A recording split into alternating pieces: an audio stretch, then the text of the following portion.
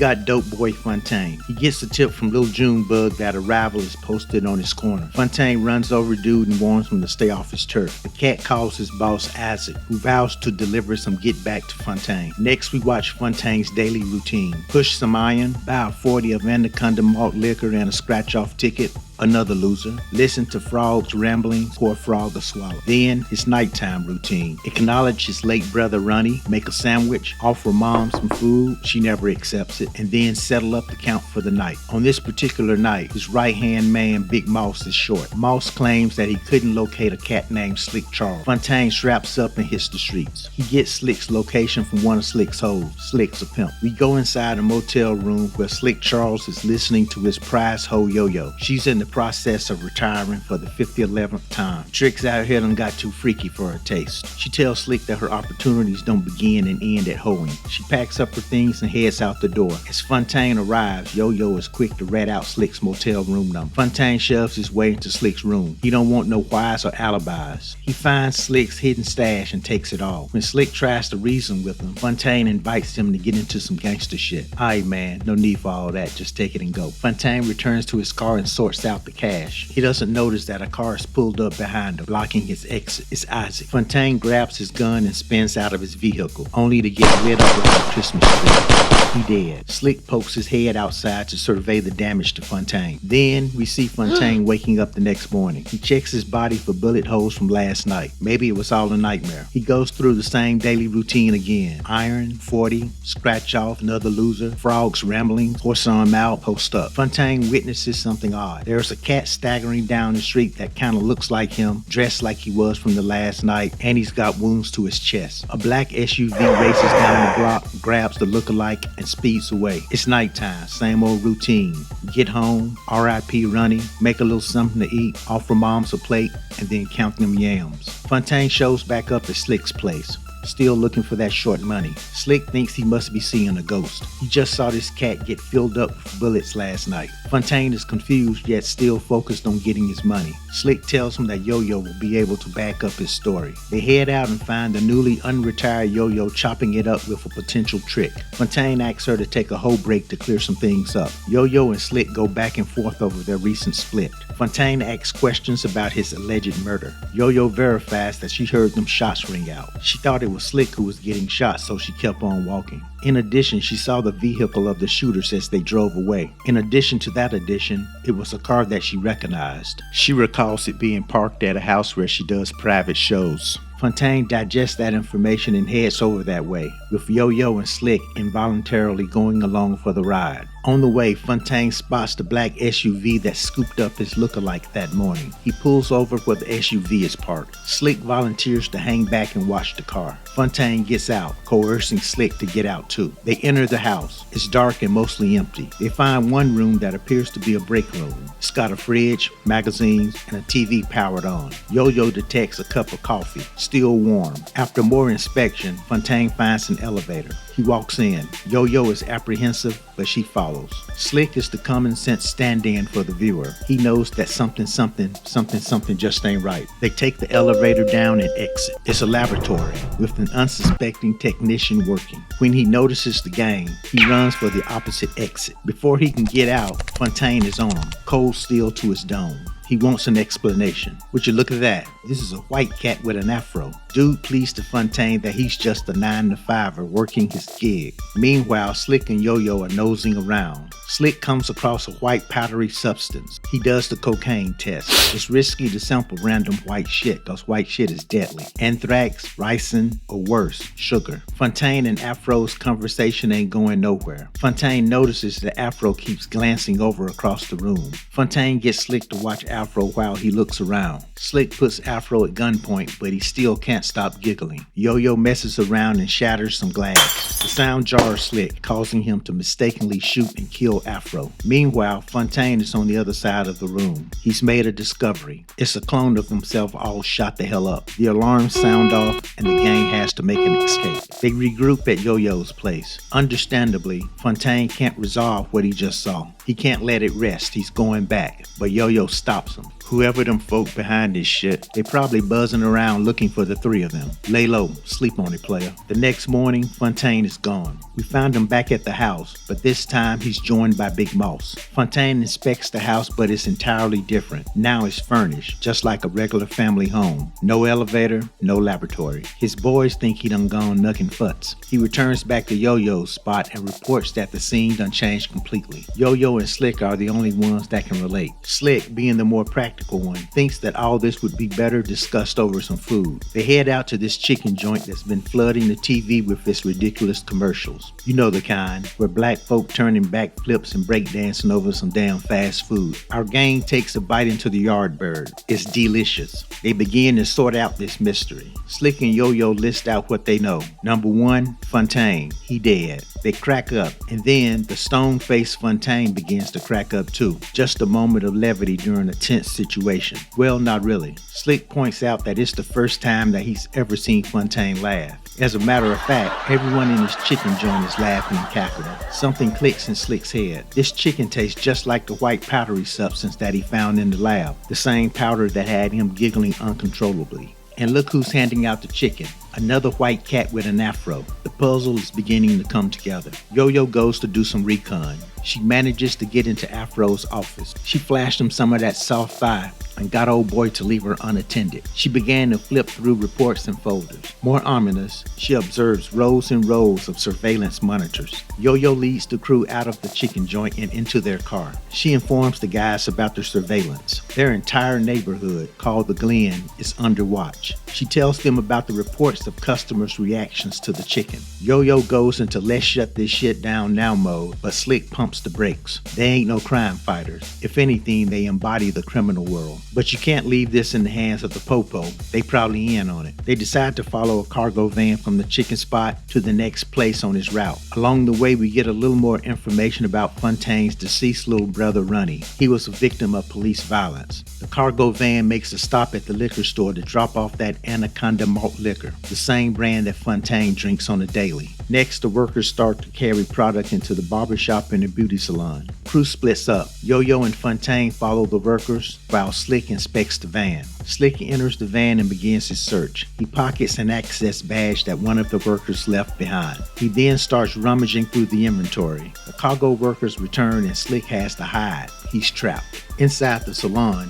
Yo-Yo peeps the product that is being put on the shelves. Whoever these people are, they have their hands in everything. Isaac and his crew step inside the shop and confront Fontaine.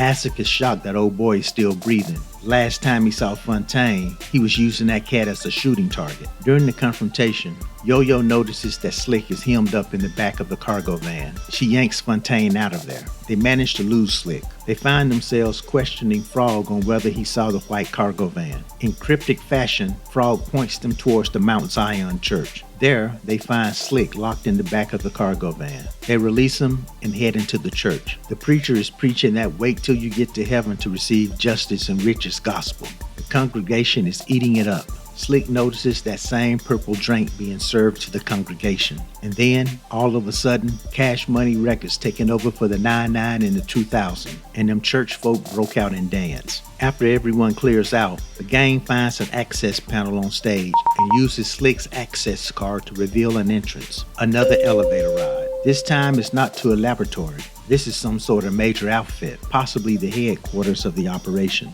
So that they can snoop around unnoticed, Fontaine secures some worker uniforms. As they walk around, they witness the supply chain of products that litter their neighborhood, scientists conducting human experiments, a sister being forced to watch beauty standards dogma, brothers being manipulated by crunk music that makes them fight, and ballads that make them hug. Yo-Yo discovers an entire schematic of their neighborhood, the Glen. The three escape to a room to deflate. They are overwhelmed by the enormity of this operation. This is some man behind the goddamn man wickedness. Fontaine is still laser focused on answers about his lookalike. They walk down a long corridor. Long corridors are never a good thing. They enter a space, a huge space. It goes on, and it's full of pods. They notice that the pods are clustered with humans that are identical. They continue. They recognize all of these people as being from their neighborhood. Slick walks up on a set of pods that contains his cluster of clones. Damn, Slick a clone too. They hear shots ring out. Yo-Yo and Slick run over to find Fontaine, who has fired bullets at his clones. But that pod glass is the truth. Well, those gunshots bring attention, and they gotta break out. They take an elevator that releases them back to surface level and inside the neighborhood strip club. They ditch the hazmat suits and walk the floor. The DJ, another white afro dude, gets a buzz in his ear from the upper brass. He changes the song. It begins to put the crowd into a mind-controlled, hypnotic state. Yo-Yo has to snap Fontaine and Slick out of it, and they head for the exit. The DJ orders the crowd to go after them. Our folk jack a vehicle and speed off, being chased by the mob. However, the car sputters out. Now they're surrounded. The mob suddenly goes quiet. Fontaine draws his weapon and exits the vehicle. Nothing happens. Yo-Yo follows. And of course, better safe than sorry Slick is the last one to get out. Headlights approach. Out of the car steps another Fontaine. But this is like Fontaine with a haircut and good credit. His name is Chester. He's followed out by Nixon. Now Nixon rolls into the space like he top dog, but he notifies the crew that he got a boss just like the rest of us. When Yo-Yo brings up what she and the others have witnessed, Nixon begins to explain. He expresses that the American experiment, the one conducted by the founding father slave owners, failed a long time ago. He and the people that he works for are trying to hold together a nation that is rapidly falling apart. Their solution is to introduce controllable agents into the community that will keep it predictable. Yes, Fontaine. Yes, Slick. You both have roles. Your roles are to keep the neighborhood fucked up. And if communities are overwhelmed dealing with the problems on their doorstep, they won't have the time or energy to address the troublemakers behind the curtain. Seeing that they now know too much, Nixon gives them an out. Get on board or die. Fontaine offers the third option,